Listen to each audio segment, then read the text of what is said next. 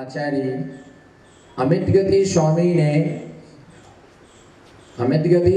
ने 12वें नंबर के छंद में 11वें नंबर के छंद में जिनवाणी माँ की आराधना की। इसी सिलसिले में हम 12वें नंबर का छंद देखेंगे, प्रभु का गुणगान। यस्मर्यते सर्वे मुनीन्द्र बिंदै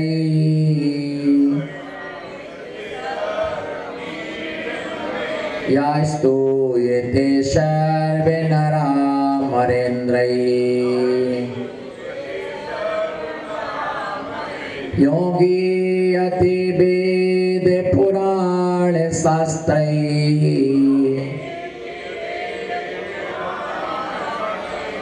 योगी अति वेद पुराण शास्त्रै सदेव देवो हृदय ममस्ताम् सदेव देवो हृदय ममस्ताम्। सभी एक साथ मिलके पढ़ेंगे। यस्मर्यते सर्वे मुनीन्द्र बिंदै यास्तूयते सर्वे नरा मरेन्द्रै योगी अति वेद पुराण शास्त्रै सदेव देवो हृदय ममस्ताम्। यहाँ पर आचार्य भर यहाँ पर यस्मर यह मन जो सर्वे मुनीन्द्र बिंदै सभी मुनि राजों के समूह के द्वारा स्मरण किए जाते हैं। किसके द्वारा? जितने भी मुनि राज हैं, वो कितने? जितने भी मुनि राज हैं उन मुनि राजों के द्वारा यहाँ पर स्मरण किया जाता है। अब किसके लिए स्मरण किया जाता है? बोलो, किसके लिए स्मरण? मुनियों के द्वारा स्मरण किया जाता है। किसके लिए? देवादिदेव। किसके लिए? मुनि उपाध्याय की वंदना करता है। बोलो, मुनि उपाध्याय की वंदना करता है। उपाध्याय और मुनि मिलकर के आचार्य की वंदना करते हैं। आचार्य, उपाध्याय और आज मुनि, उपाध्याय और आचार्य ये तीनों तीर्थंकर भगवान की आराधना करते हैं। और तीर्थंकर भगवान किसी को नमस्कार नहीं करते। जिस समय दीक्षा लेते हैं, बोलो, जिस समय दीक्षा लेते हैं, दीक्षा के समय केशलोच करते समय नमा सिद्धेभ्या क्या बोलते हैं? नमा सिद्धेभ्या बोलते हैं। इसके अलावा तीर्थंकर भगवान किसी को नमस्कार नहीं करते हैं, क्योंकि वो स्वयं बुद्ध है। तीर्थंकर प्रगति के बंधक हैं। तो जिसके लिए सभी तीर्थंकर भगवान के लिए सभी मुनिराज उन्हें स्मरण करते हैं। और पंच परमेष्ठी की आराधना नहीं करोगे तो कभी तर नहीं सकते। शुल्लक जी एलक जी की वंदना करते, एलक शुल्लक आरिका की वंदना करते, आरिका पंच परमेष्ठियों की आराधना करते। असह्य सम्यक दृष्टि देशवृत्ति की वंदना करता है। और मिथ्या दृष्टि सम्यक दृष्टि को जय जिनेन्द्र करती है, पर मिथ्या दृष्टि की कोई वंदना नहीं करता। मिथ्या दृष्टि की वंदना नहीं की जाती है और असंयमी की वंदना नहीं की जाती है। दंसनहीनो न बंदितो, दर्शनहीन की वंदना नहीं करना। असंजदम न बंदे, असंजद मिथ्या दृष्टि की वंदना नहीं करना। संयमी ही वंदना के योग्य होता है। ऐसे सर्व मुनिराजों के द्वारा, किसके द्वारा?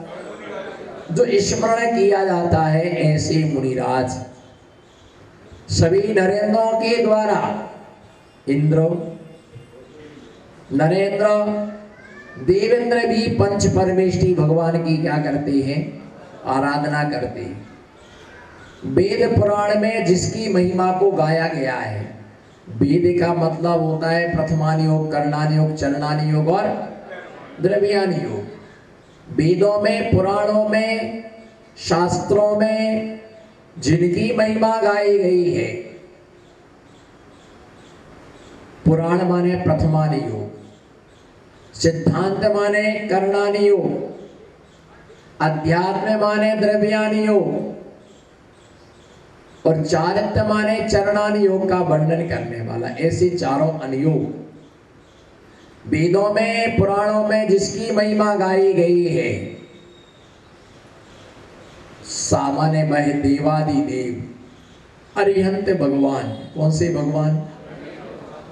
अरिहंत भगवान, जिन्होंने चार घातिया कर्मे के लिए नष्ट कर दिया है। वो क्या है?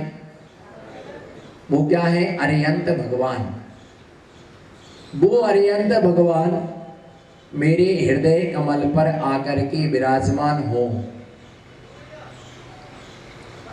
वो अरिहंत भगवान मेरे हृदय कमल पर, मंदिर की वेदी पर तो भगवान विराजमान होते ही हैं, पर मेरे हृदय कमल पर, हे भगवान मेरे हृदय कमल पर आकर के विराजमान हो जाइएगा।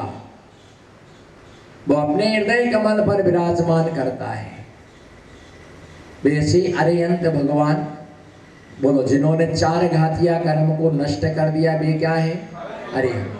जिन्होंने घातिया दोनों प्रकार के कर्मों को नष्ट कर दिया, वे क्या है? वे सिद्ध भगवान कहलाते हैं।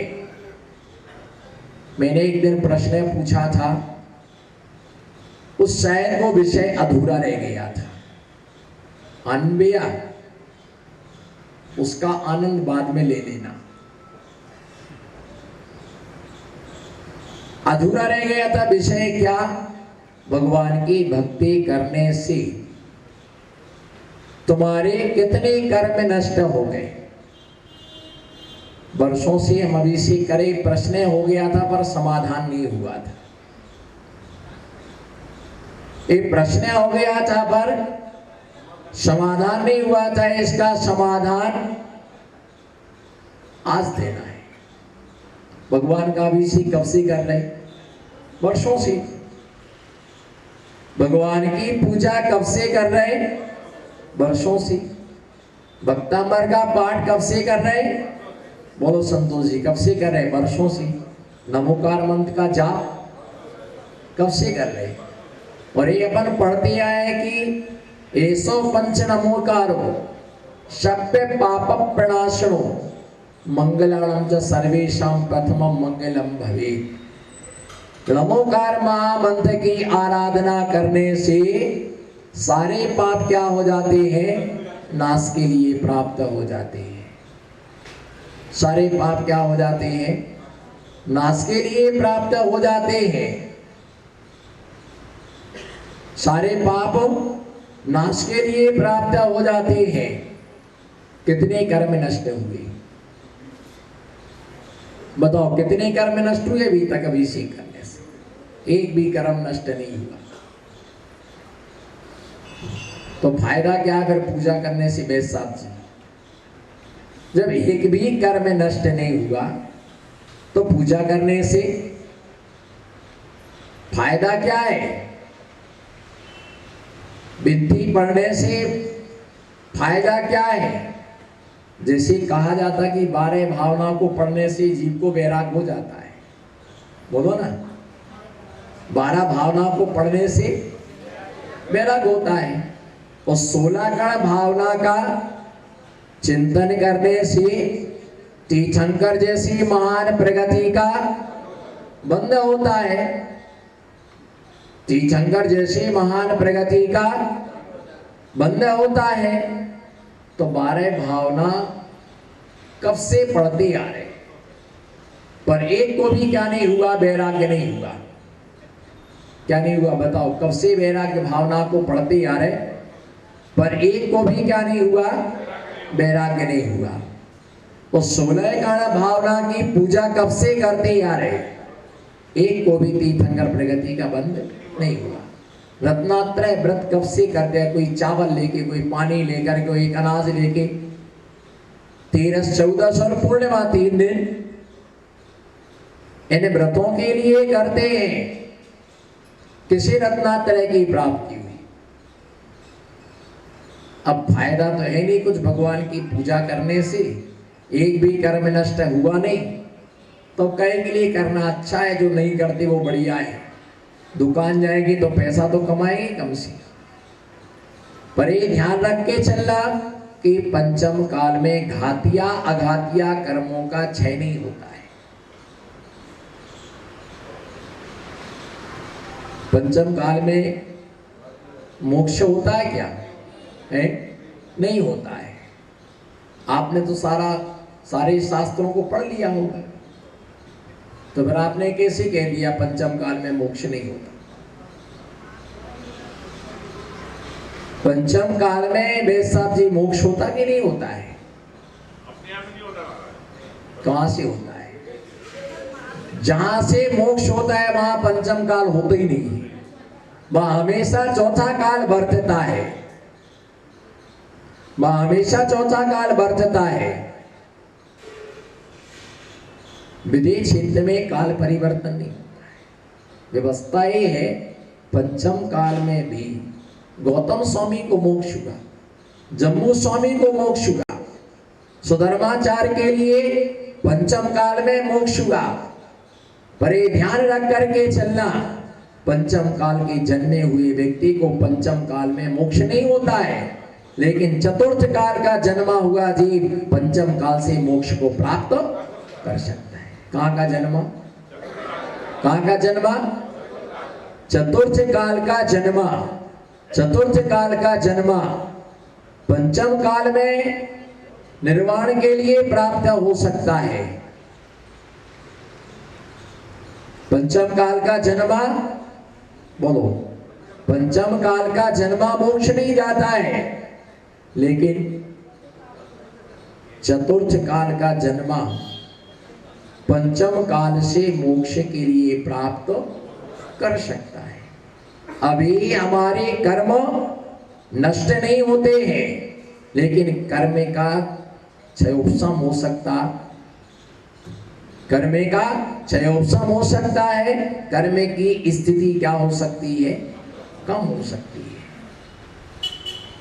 कर्म नष्ट नहीं होते, कर्म नष्ट नहीं होते हैं, पर कर्म की स्थिति क्या हो सकती है? कर्म की स्थिति को हम कम कर सकते हैं, और अनंतर पर्यायों में हम संयम धारण करके उनको क्षय कर सकते हैं। ऐसे पंचम काल में भी मोक्ष हुआ, पर वो चतुर्थ काल के जन्मे थी। पंचम काल का जन्मा हुआ मोक्ष नहीं जा सकता, क्योंकि पंचम काल के जीव के लिए वज्र वृषभ नारद सैनन नहीं होता है, शुक्ल ध्यान नहीं होता है, चित्त चंचल है, चित्त की स्थिरता नहीं है, जिसके कारण से उसके लिए मोक्ष की प्राप्ति नहीं होती। और मैं तो ये कहता कि पंचम काल में स्वर्ग मिल जाए ना, तो इससे बड़ा कोई मोक्ष ही नहीं। पंचम काल में स्वर्ग ही हमारे लिए मोक्ष से कम नहीं है। जैसे स्वर्ग शुक्ल ध्यान के द्वारा मोक्ष मिलता है, वैसे ही धर्म ध्यान के द्वारा स्वर्ग मिलता है। बिना धर्म ध्यान के स्वर्ग मिलने वाला नहीं है। बिना धर्म ध्यान के स्वर्ग मिलता नहीं है।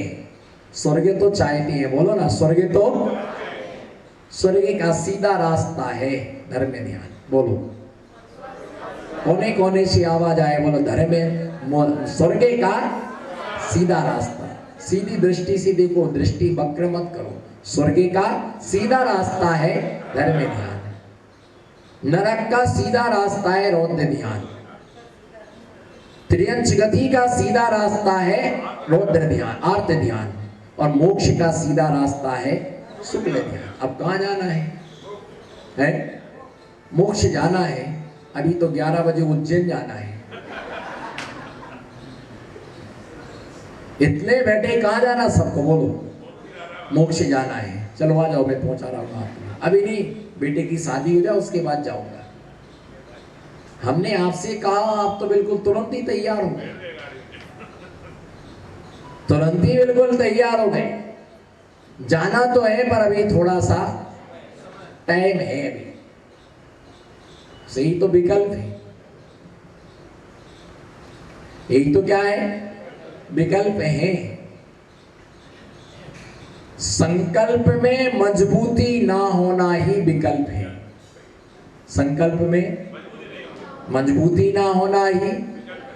रात्रि भोजन का त्याग तो कर दूं पर नियम टूट गया तो, आलू का त्याग कर दूं पर नियम टूट गया तो, दृढ़ता के साथ निभाओगे तो कोई भी नियम टूटता। मैं कई बार ये सोचता कि 1 महीने का नियम लेने के लिए आदमी इतना विचार करता है, इतना विचार करता है, इतना विचार करता है। हमने जीवन भर को महाव्रत कैसे स्वीकार किया? एक एक नियम के लिए स्नान नहीं करना, कितने दिन? जिंदगी भर। मंजन नहीं करना, कितने दिन?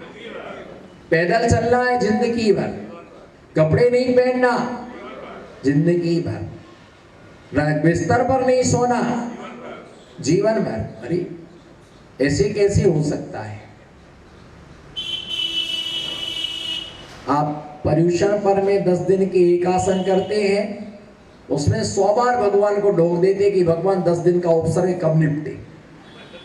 एक पर्यूषण पर मिथ्या दृष्टि को तो उपसर्ग ही है, और 10 दिन निकल जाए तो ऐसा नाश्ता कि साल भर को फ्री हो गए। ध्यान रख करके चलिएगा, कर्म विनाश करने के लिए तपस्या नियामक है। बिना तपस्या के कर्म कभी झरता, कर्म कभी नाश होता नहीं है।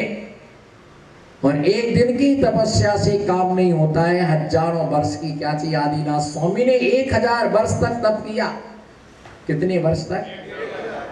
1000 वर्ष तक उन्होंने तप किया। उस तप के प्रभाव से उन्होंने कर्म का क्षय किया, नाश किया। यहां पर आचार्य भगवान बता, सर्वे मुनियों के द्वारा, सर्वे मुनियों के द्वारा स्मरण किए गए। किसके द्वारा? सर्वे मुनियों के द्वारा भगवान का स्मरण किया जाता है। किसके द्वारा? सर्वे मुनियों के द्वारा।